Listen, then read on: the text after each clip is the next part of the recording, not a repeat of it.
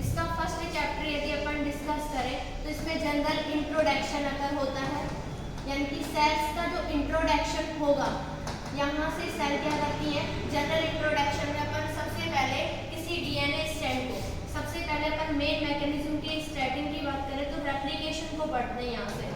तो रेप्लिकेशन होता क्या है डीएनए से, अभी तक आपने 11th 12th बीएससी क्लासेस में डिस्कस किया होगा। डीएनए से डीएनए की कॉपी फॉर्म होने के मैकेनिज्म को अपन क्या कहते हैं, रेप्लिकेशन कहते हैं। आज अपन डिटेल डिस्कस करेंगे मॉलिक्यूलर बायोलॉजी के लिए। उसमें सबसे पहले आपको जानना जरूरी है कि define the leading and lagging strand, कि लीडिंग स्ट्रैंड कौन सी होती है और लैगिंग स्ट्रैंड कौन सी होती है। दोनों ही स्ट्रैंड को अच्छे से क्लियर करने के लिए अपन क्या करते हैं, इनकी डायरेक्शन को ध्यान में रखते हैं। डायरेक्शन को ध्यान में रखने के लिए सबसे पहले अपने डीएनए रेप्लिकेशन में होता है डीएनए पॉलीमरेज, और सेकंड जो अपना एंजाइम यहाँ काम करेगा वो रहेगा हेलिकेज।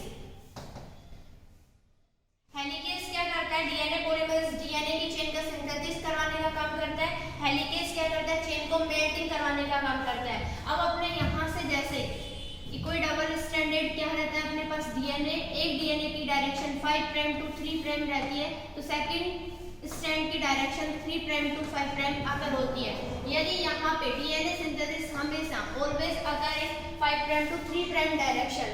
अब यदि अपन इसको एक मेल्टिंग फॉर्म में लें, हेलिकेज इसकी प्रॉपर मेल्टिंग को करवा देता है, और जैसे ही यहाँ से मेल्टिंग अगर हो जाती है, अपने यहाँ हेलिकेज एंजाइम अगर बाइंड हो जाता है, जैसे ही हेलिकेज एंजाइम यहाँ बाइंड होगा, एक चेन अपनी 5 prime to 3 prime strand and another strand is 3 prime to 5 prime. तो direction of DNA polymerase is always occurring 5 prime to 3 prime, helicase synthesis is also 5 prime to 3 prime.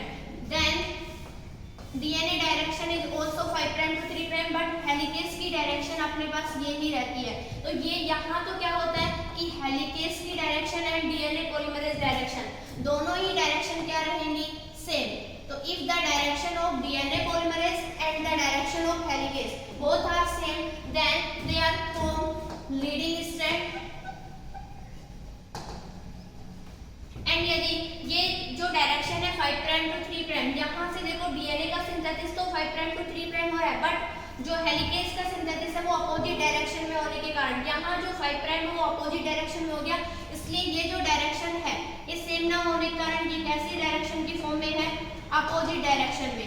Opposite में होने के कारण यहाँ formation होता है lagging strand का।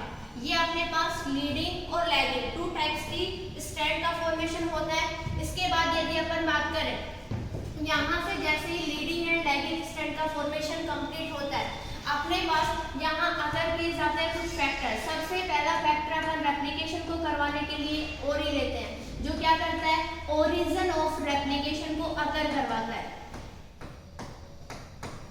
अब अपने पास ओरिजिन ऑफ रेप्लिकेशन को कंप्लीट करवाने से पहले यहाँ कुछ पॉलीमर्स का डिस्कस किया जाता है, और पॉलीमर्स में अपन सबसे पहले पॉलीमरेज का डिस्कस करते हैं। पॉलीमरेज का डिस्कस करने के लिए अपने पास 5 टाइप के पॉलीमरेज कंप्लीट होते हैं, first, second, third, fourth and fifth. इन पांचों ही टाइप के पॉलीमरेज में से रेप्लिकेशन के लिए डीएनए पॉलीमरेज थर्ड को सिलेक्ट किया जाता है।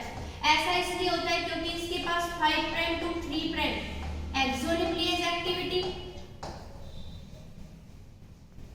And 3 prime to 5 prime exonuclease activity and 5 prime to 3 prime DNA synthesis.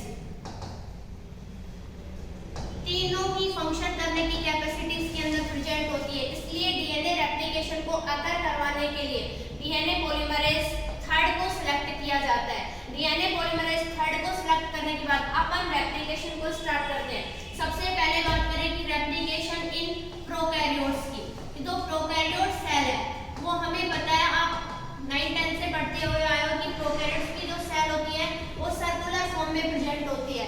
Circular form में प्रेजेंट होगी और यहाँ डिस्कस होगा किसी ना बैक्टीरिया का, और यहाँ अपन डिस्कस करते हैं E coli bacteria, Escherichia coli. Circular form में होने के कारण यहाँ लास्ट फेज में डीएनए पॉलीमरेज फर्स्ट बाइंड होता है और ओकालकी फ्रेगमेंट्स का फॉर्मेशन करता है।